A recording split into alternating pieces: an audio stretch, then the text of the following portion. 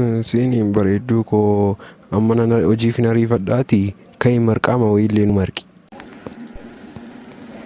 Maali ati immoo sitti maan jiranii hin jiru shunkurtii hin binne ganaan shunkurtii bitaa gaan shunkurtii bituun si hojjedha namicha nan qorinii maana qortati.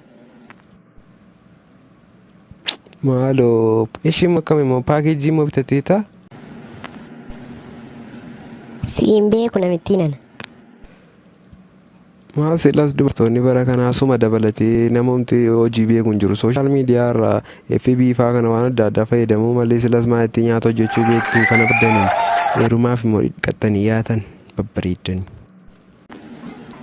Namichatti yaadara waan narraa bu'e isin danda'u yaabbata waan narraa bu'e.